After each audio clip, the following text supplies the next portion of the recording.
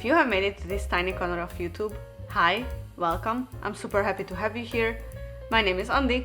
I would say I'm a chaotic reader, and today I'm super excited because finally it's time for the Mid-Year Book Freakout Tag. I have been watching these videos for years now, and finally I get to add my own contribution to it. I have read 25 books this year so far, which is actually huge for me because I finished 26 books in the whole year of 2022. I'm not a person who is hugely focused on these numbers, but this year I made more of a conscious effort to devote time to reading, so it's nice to see that it has made a quantifiable difference. Plus, I found some real gems among those 25 books, so grab your beverage of choice.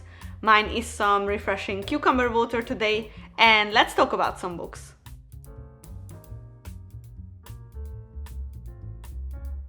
For the best book I read so far in 2023, I will talk about one that I just finished 2 days ago, and it is Divine Rivals by Rebecca Ross.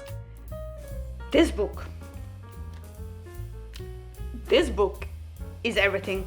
Of course, it blew up on TikTok, and there each book is made to seem as if it would change your life when you read it, but it really was a unique reading experience for me. I went through like 5 emotions in 3 pages. It made me cry, it made me smile, and it also made my heart ache. I did not read very consistently in June and July, but every time I picked up this book, I flew through like 50 or even 100 pages before realizing that like an hour has passed. I was so focused on it.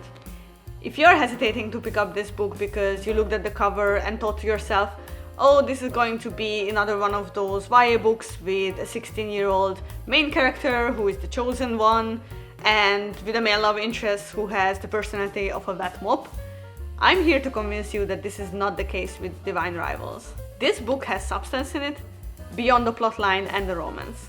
That being said, it also deals with heavy topics such as addiction, war, and grief, so I would definitely look up the trigger warnings before diving into it. We watched All Quiet on the Western Front a couple of weeks ago with my fiance, and I think that impacted how I visualized the story and enlarged the feeling of devastation when it came to certain parts of it, so be careful. In Divine Rivals, we are treated to a story about 2 journalists. Side note, if I remember correctly, they are like 18, 19 in the books, so their tone of voice is actually more mature than usual YA in my opinion. And these 2 journalists began competing for a columnist position at the magazine they both work at, but they end up tangled in the war of gods that is waging around them. They both shoulder a lot of responsibilities when it comes to their families in very different ways, and they find understanding in each other. There are fantasy elements in the story, with the lore being built around gods who were asleep but now seek vengeance against each other, and also the magical connection that the 2 main characters, Iris and Roman, share through their letters. It was a question in my mind while I was reading it: does this book need to be a fantasy story? In my opinion, it was almost like it could have been magical realism, because a lot of the setting is more mundane. No one has like special powers or special abilities, and the magical elements are very few so far in this book. It is supposed to be a duology, so I'm not sure if it would change. The emphasis is definitely on the romance side though, and not on the fantasy, and I would also argue that this book is purely rivals to lovers and not enemies to lovers. There is no real animosity between Iris and Roman, just secret mutual admiration and respect of each other's writing skills and endless banter, which I loved. One day I will make a video why rivals to lovers is superior to enemies to lovers as a trope in my opinion, but today is not that day. So let's just summarize that Divine Rivals was a beautiful gem of a book with witty romance, lovable characters, and some real heart-squeezing moments that mainly came from world building and lore. The sequel comes out in 2024, and I'm not sure how I will survive until then. Now that I've rambled so much about Divine Rivals, honorable mention of this category goes to the Once Upon a Broken Heart series. If you saw my previous videos, you know why.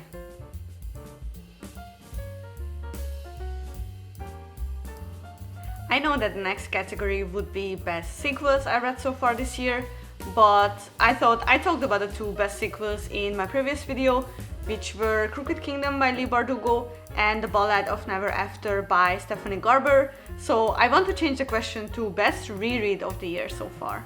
Let me tell you, I very rarely reread a book when I was younger. There was something about experiencing the story for a second time that just did not appeal to me. Not when I knew what was going to happen and how, I just did not care for it. I reread my favorite parts, of course, but never the whole book. This year, however, I wanted to test if some of my previous 5-star reads are still as enjoyable as they were for the first time, so I made an effort to pick them up again. Best reread was easily Red, White and Royal Blue by Casey McQuiston. I originally read this book in 2021, I think, so I actually forgot some of the plot points and how fun the side characters were. I was also strangely invested in the whole election plotline. It took me back to the time when I had to take an introduction to political science class in the first year of my bachelor studies, and we had to study how the US election system worked. Funny, that got me nostalgic because I live in Vienna, Austria, so apart from following the news, I don't have much to do with it. I'm sure I don't need to introduce the plot to you.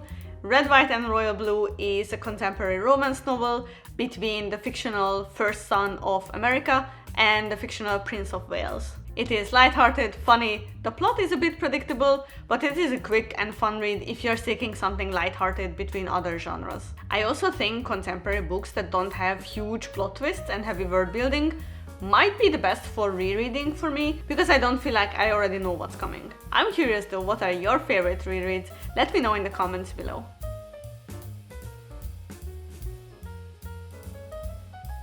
Next, I get to freak out about a new release that I haven't read yet, but I want to.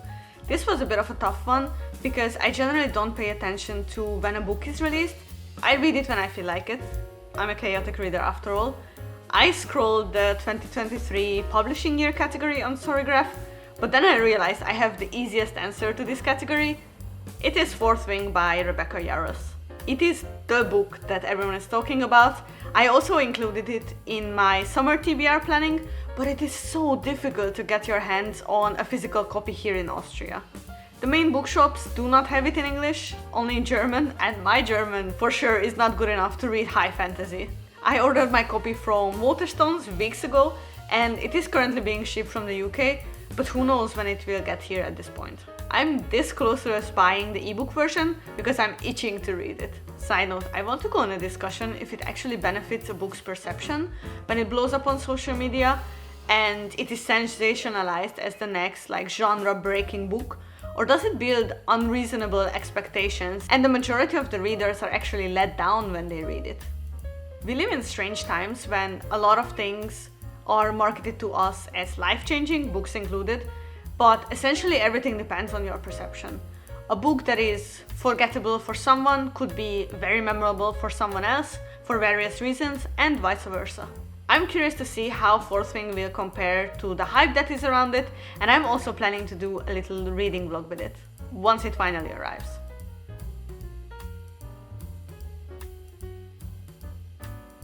The next point is about the most anticipated release. I had to turn to Storygraph for help, because apart from the sequels to The Ballad of Never After and Belladonna, nothing came to my mind for this category. I wouldn't say it is my most anticipated, but I'm fairly curious about Chloe Gong's new book, Immortal Longings, which will be her adult fantasy debut. The cover is absolutely gorgeous. I love the black and gold details and the art style. It has the potential to be a hit with wide audience, as it is labeled as science fiction or science fiction fantasy, while also having a romance subplot, which sounds really interesting to me. Based on the blurb, the focus of the story is a deadly tournament. Hold on, let me read it out for you. So it is inspired by Shakespeare's Antony and Cleopatra, and it is a fiery collision of power plays, spilled blood, and romance amidst a set of deadly games. That sounds fun. I would say at first glance, it seems like it deals with similar topics as The Serpent and the Wings of Night, such as competition, personal vengeance, reluctant allies turned lovers, and the dilemma of basically choosing between the last two. I'm curious about Chloe Gong's spin on this, as it is apparently also inspired by Shakespeare's Antony and Cleopatra. Supposedly it also comes out in July, so we won't have to wait for long now.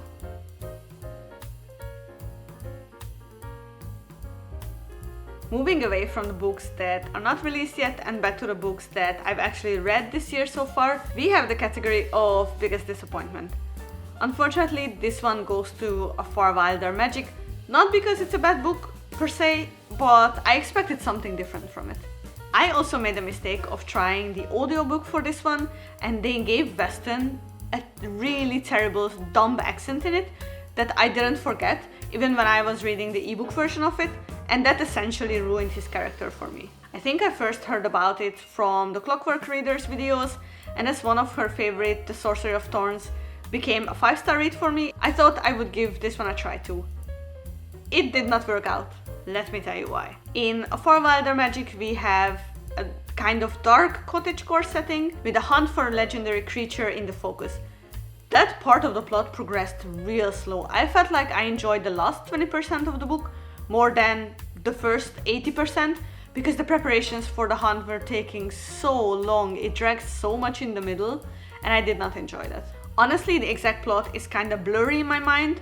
So are the two main characters, Margaret and Weston, who team up to partake in the hunt, with Margaret being the sharpshooter and Wes being the alchemist in the team.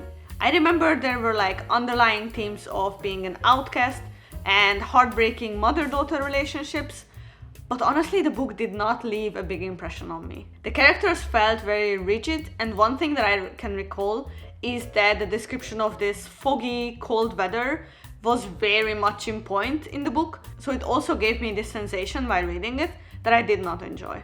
It was not magical, it was not whimsical for me, it was just cold and grey and it dragged in the middle.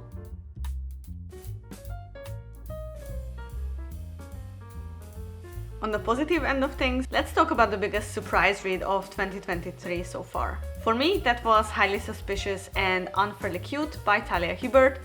Okay, it's not that big of a surprise because I love Talia Hibbert's books.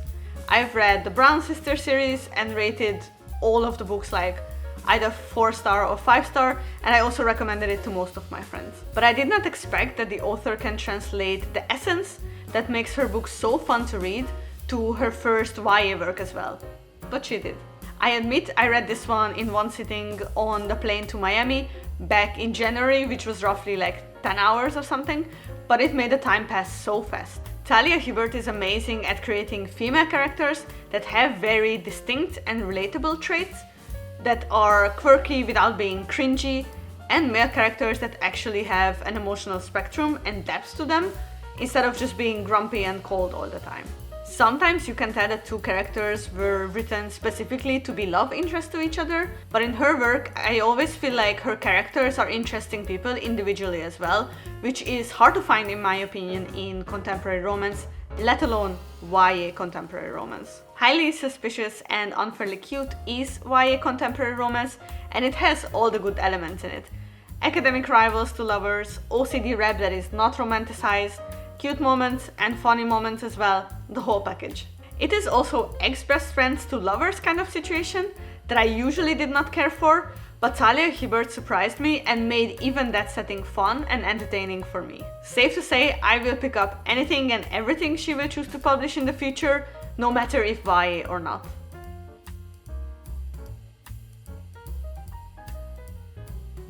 The next category is Favorite New Author, with the disclaimer that it can also be an author that is already published but new to me, so I'm choosing Rebecca Ross for this one.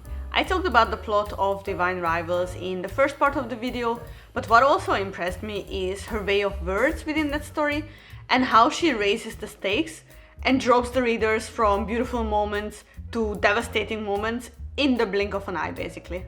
Yet somehow she found a balance that still left the impression of sweetness in me after finishing it, rather than the bitterness. All of this made me curious about her previous work, her debut epic fantasy book, which was The Queen's Rising from 2018, which is apparently set in Renaissance France, with an outcast finding herself bound to a disgraced lord and entangled in his plot to overthrow the king.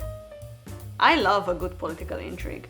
It is part of a duology, with The Queen's Resistance being the second book, but knowing myself and how bad I am at reading sequels, I will aim to pick up the first book first, before committing to the entire series. More well known, I think, is her standalone fantasy Dreams Lie Beneath from 2021 that has curses, magicians, revenge, secrets and sweet romance.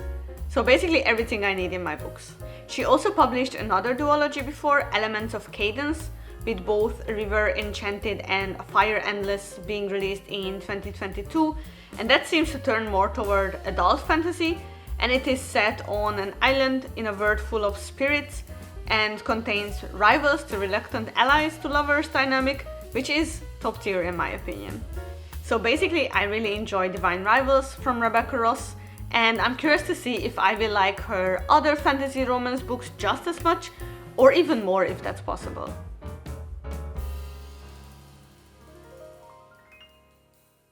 The next point made me laugh. It is newest fictional crush. I know my fiance is watching this video, so I will tread carefully. Just kidding. As much as I enjoy reading romance book, I generally don't get fictional crushes anymore. I don't project myself into the stories. A lot of the times the lines that these men have in books would sound so weird in real life. I don't know if you've ever thought about that. If I had to choose though, I would go with Roman Kit from Divine Rivals. Sorry, this video is turning to like an ode to Divine Rivals, but it's true, I enjoyed various aspects of the book, and one of them was Roman Kit's character. He is competent, loyal, with a witty sense of humor, but he's not afraid to be vulnerable with Iris, and he is fiercely protective of her, and all of these attributes made my heart skip multiple beats, if you know the feeling. If you do not wish to see Divine Rivals spoilers, please navigate to this timestamp now, but for all the others, let me share my favorite quotes that shine a light on Roman's character. Everyone navigate to the way? Okay, let's go.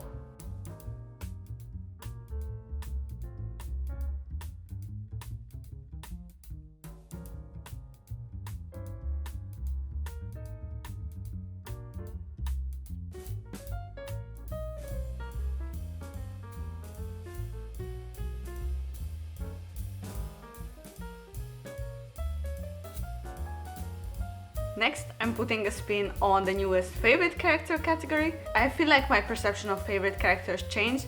Obviously, while I was still in high school, I always admired the main characters for their bravery and adventure spirit. But now that I'm 27, I much more appreciate the well-written and funny side characters in the stories. So my newest favorite character, I would say, is Shadow, the dog from Emily Wilde's Encyclopedia of Fairies. I finished the book like a week ago in June, so I will share my general thoughts in a separate video because I do have some thoughts to share.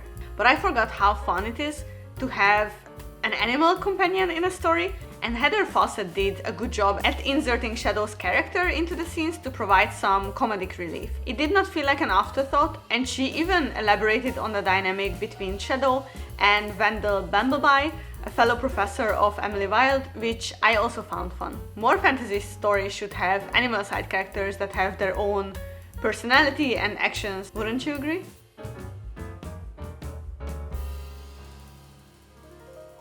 You already know Divine Rivals made me cry, so I will give you something else.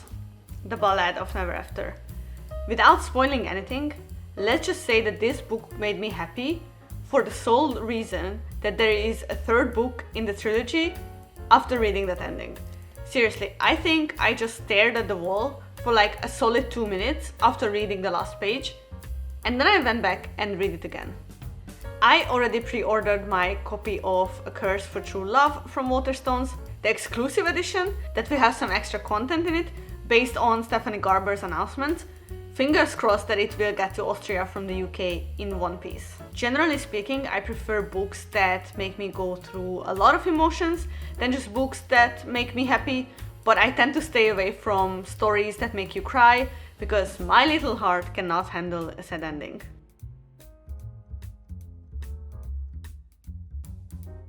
As for the most beautiful book I bought this year, for me it's hands down The $10,000 of January. I love the flowery design and the jewel toned colors contrasting with the black background and the key elements that are scattered among them. I also love how the title is written basically in different fonts. I absolutely judge books by their covers, meaning I will pick up books solely on how the cover looks and later realize that I might not be as interested to read them as I originally thought. I have around 30 books on my physical TBR and most of them have gorgeous covers, so I will try to make an effort to get to them instead of just getting more ebooks, but I cannot make any promises.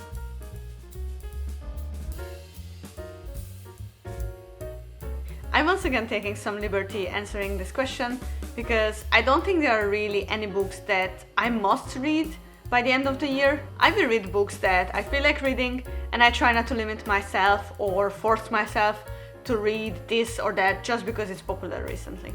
That being said, I have some serious catching up to do on some booktube classics that I haven't read when I was younger. Two of them is Cassandra Clare's The Infernal Devices and the Last Hour series.